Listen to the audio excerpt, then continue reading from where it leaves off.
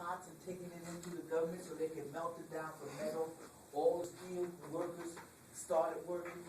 All of these things started happening because of a war. And a country that was in the throes of a depression and trying to come out of a depression, all of a sudden was energized. And then the people who were there, they started buying U.S. government bonds, because you go to the movies or something, and they would put on the screen, buy U.S. bonds, help our troops, and all this kind of stuff that went on. Wars do a lot. Okay? People make money off of wars. People become millionaires because they're in the right spot at the time of a war. So how come our economic structure is the way it is? Our structure. War and things like that.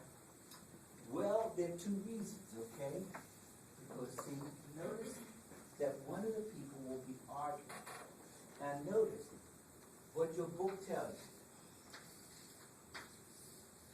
That there's a disparity between the haves and the have-nots. Okay? These people are profiting from it. It's just bothering this group of people and the people who were here. You will notice that in the midst of all of our recessions and or whatever, that the money has changed dramatically. And your book shows you. Remember, you did something in your book where you saw this is the country here, and they're poor. And then you sat up here and saw that this is the people who have their money, and then you even saw how much taxes were being paid by the different people. Remember that's in your text? That's what they're talking about, people. Okay? That's what they're talking about. So that what happens very often is that even though this is the situation, those people aren't crying about it. Your military, what they might call a military-industrial complex, is not necessarily crying about the war. Okay? We're crying about the war. Their kids aren't the ones going out to fight over there. Trust me. Your kids are fighting. My kids are fighting. Not their kids. You have people talking and somebody wants to rebut that. I mean, I'm not just trying to say that, but that's one of the reasons, okay? And then what happens is that you'll note that when you turn around and we start having fights, look how much money our organizations have and the power that they exude. Look at the power of that. They had that National Rifle or whatever that association, they have enormous power. They put people in office. You get ads telling you how bad so-and-so is, so-and-so is, how good such and such a person is, and we rating this person to the nth degree. You have to sort that. Okay? You have to decide what's the source. And now, unfortunately, they don't even tell you who's endorsing something. They used to at least tell you this ad is endorsed by, or sponsored by, or paid for by, such as they don't even do that anymore. So you will see an ad. When I see these political ads on television, I don't even know what party the person's in. Does it not upset you that there's only? How many parties do you think we have running in this election? I will bet you that there's probably at least 6 or 7 candidates running for president.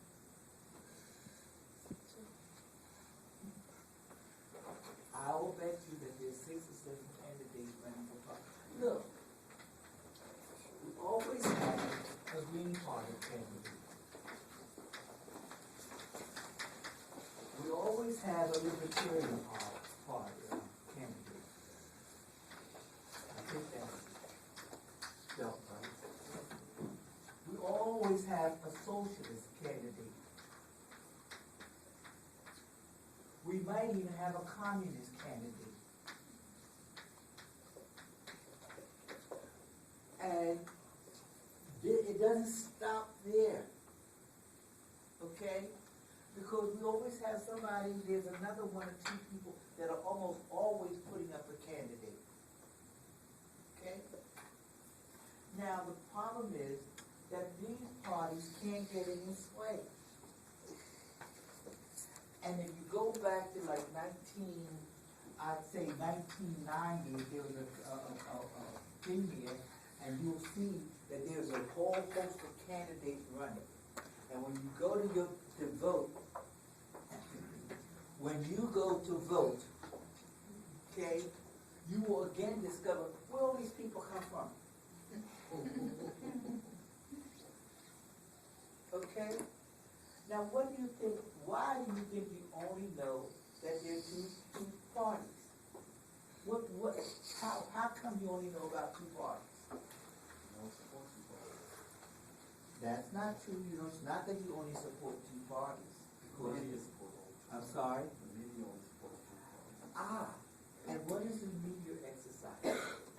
Democratic Republicans. What are they exercising? Power. Okay? And who do you think endorses that media in support of two parties? Who do you think endorses that? I'll tell you.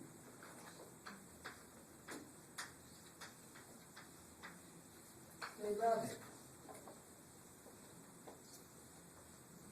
Nobody wants all of this done to be heard. So they are not heard. That's what power does. It influences thinking. Okay? And you know what else is weird? That these parties will siphon off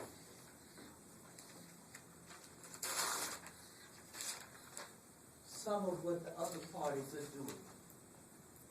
Now let's talk about that.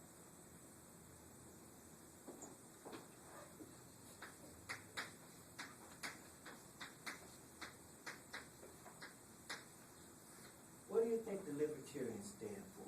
There's a lot in the name of their name. What does it stand for? What do you think the Libertarian Party would stand for? Freedom. Say this again. Freedom. You would think it's freedom. Freedom from what? I'll accept it from freedom. Freedom from what?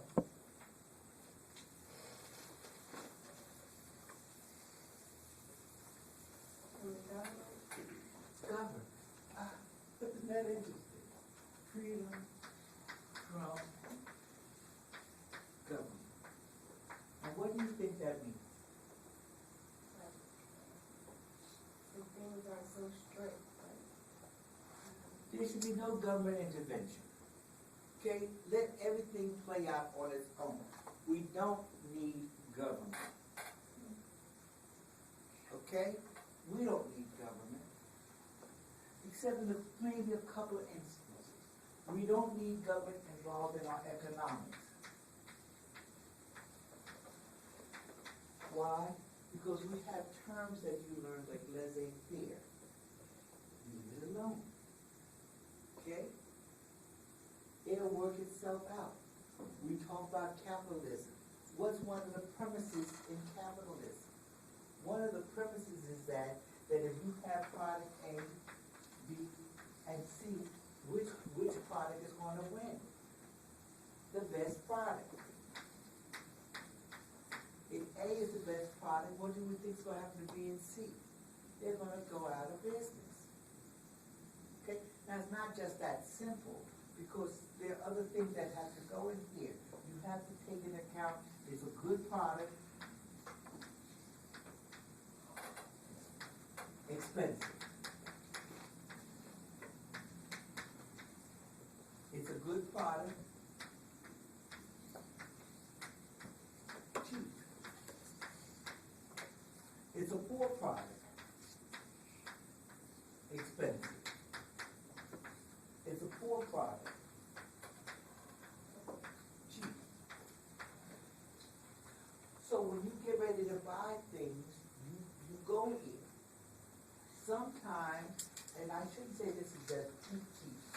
sometimes you have to decide which one you can afford. Okay? And so you notice we got 50 cars on the market, okay?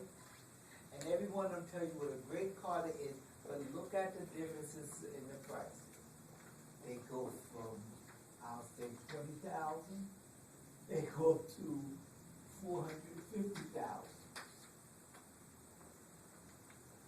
That's the cost. So what the libertarians will be arguing is that we don't need all this government. The marketplace will take care of itself. And we have a lot of people saying that. Now, note, what is one of the overriding themes of this election year? Government is too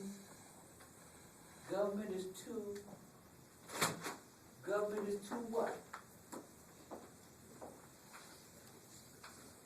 What word goes there? Not control. Partially involved, okay? But it's big. Isn't that the argument? We have to shrink the size of government, right? What is talking about? Who do you think is arguing that? That's the libertarian platform. It's not as extreme as that.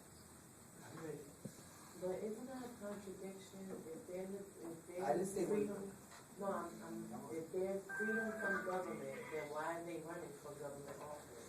Because they're gonna shrink the government and get rid of it. Okay? All right, you'll notice that we have candidates that say, yes, that's it. And you'll notice that everybody's afraid to say, no, government is not too big. The Democrats are afraid to say the government is not too big.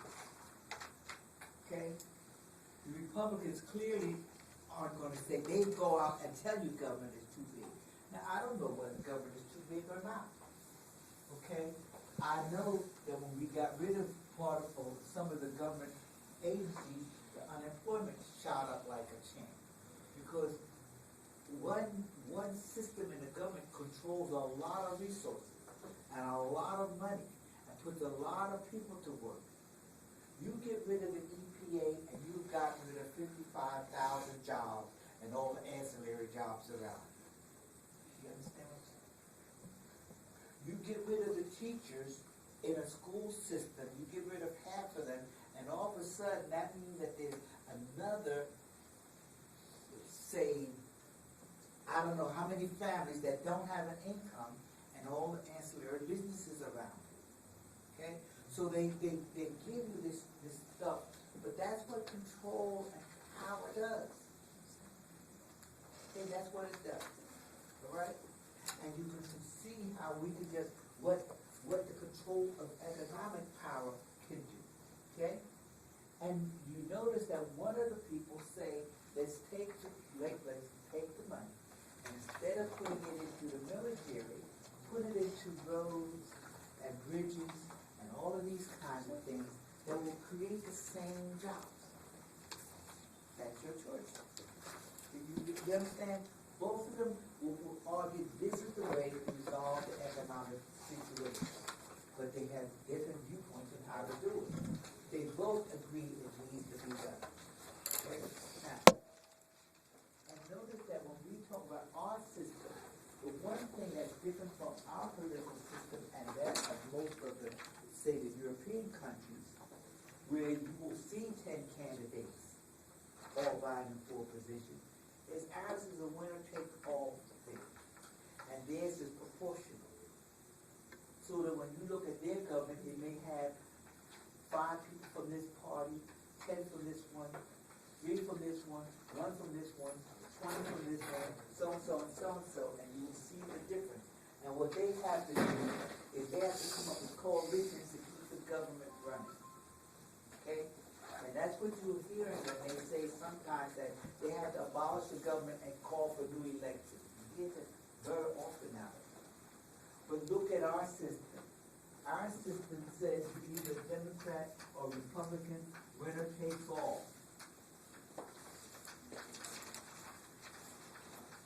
Okay? And what that does is that once the election is over, there's peace. We know who will 4 years, who's in power? They never know how long they're in power. So it's a trade-off. Okay? I'm not saying that one system is better than the other.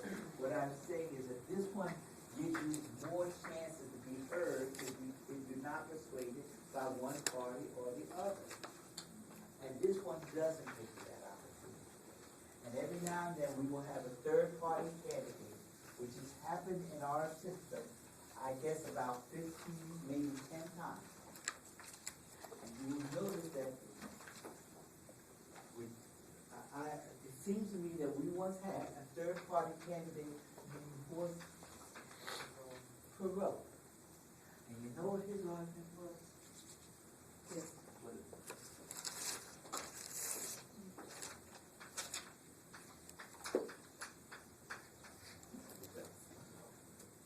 So we can argue all the time.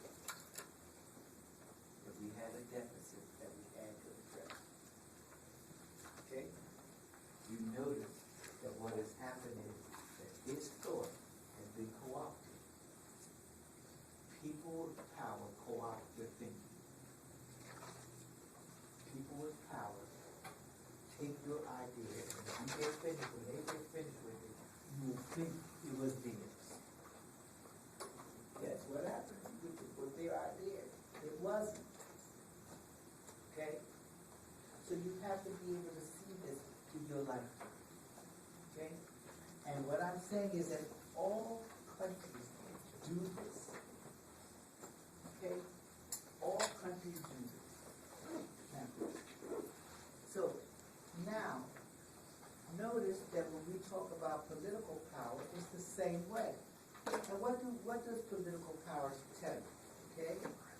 It says that you can make the rules and decisions. Okay? And usually it's made for political purposes.